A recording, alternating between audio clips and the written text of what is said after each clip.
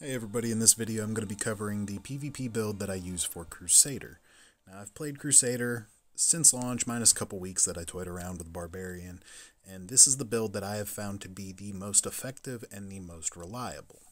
I'm going to try and keep it brief, so we're going to go ahead and look at skills. Now Punish. This is going to be one of the most important things that I see a lot of people mess up on. I see tons of Crusaders in Battlegrounds that are running Sacred Fire.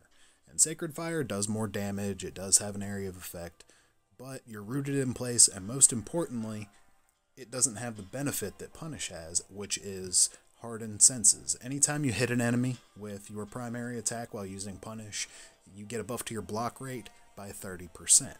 This is huge. It makes all the difference in being able to survive. So the other skills, we're going to be focusing on mobility and crowd control. So we're going to be using Shield Charge, Condemn, Falling Sword, and Sacred Chain. Now the reason I don't use the staple skills like Draw and Quarter or Holy Banner is because the benefits versus the amount of cooldown and what you have to sacrifice to actually take those with you, you're limited to 4 skill slots.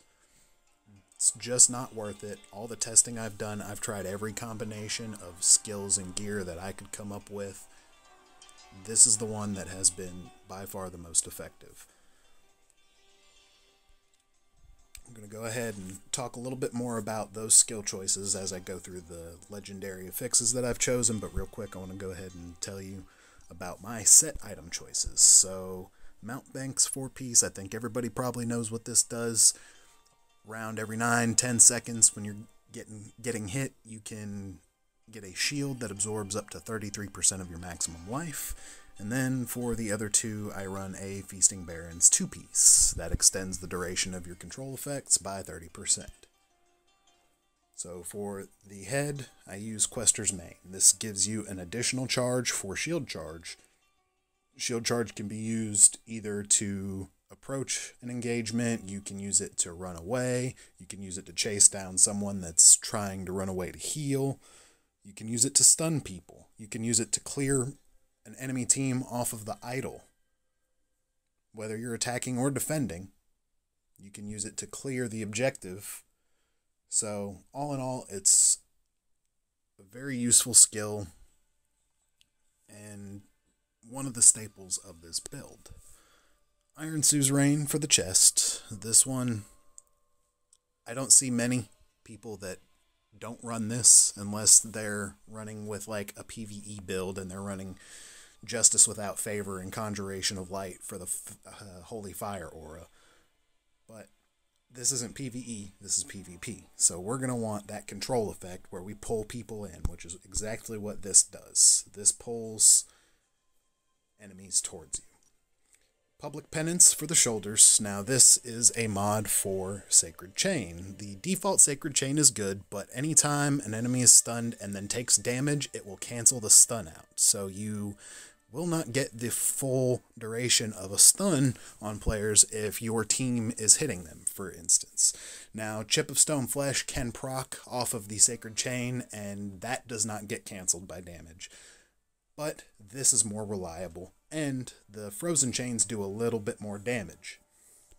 For pants, I use Permanent Reproach. All this does is a larger radius for Condemn, so you have a larger aura circle to be able to pull people into you. This is very helpful because there's a desync in what's rendered on your client side and what the server says as far as position. And then there's a desync from what the server says their position is and what they're seeing. So this larger radius just makes things a little bit more,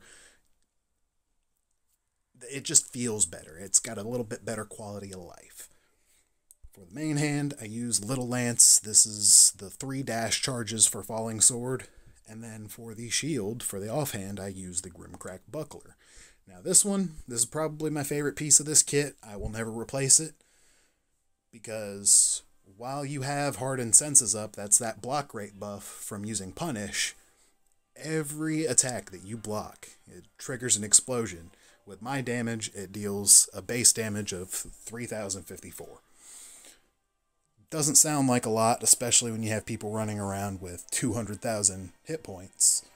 But think about how many damage ticks you actually receive when, 2 or more players are attacking you. That's a lot of damage. And as long as you're not stunned long enough for your hardened senses to go down, every block is triggering explosions. I've had teams melt their front line off of my shield explosions. There are a few things to keep in mind with this, because it's not the highest damage output that the Crusader's capable of. It doesn't have any team buffs or any self buffs, so we're not going to be running Vithus, we're not going to get that attack speed, but it still is the most effective. Now why? Because between the Sacred Chains and the potential where you can stun enemy players with your shield charge, you have a lot of control ability. And 1v1, I can pretty much keep control of somebody long enough to kill them. Thanks to the shorter cooldowns, the higher mobility, and 3 of my 4 skills being control skills. 1 controls movement or position, the other 2 stun. This one also can control position. The thing to be careful about with shield charge, if there's an enemy standing right here where this arrow ends and I push, all that's going to do is be a knockback. It'll interrupt at best.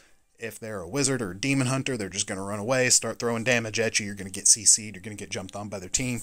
So the thing that you really need to watch is to be sure you're using positioning so that you're colliding with terrain when you push that enemy, because that's where the stun comes from. The stun doesn't come from you hitting them, it comes from them hitting the terrain.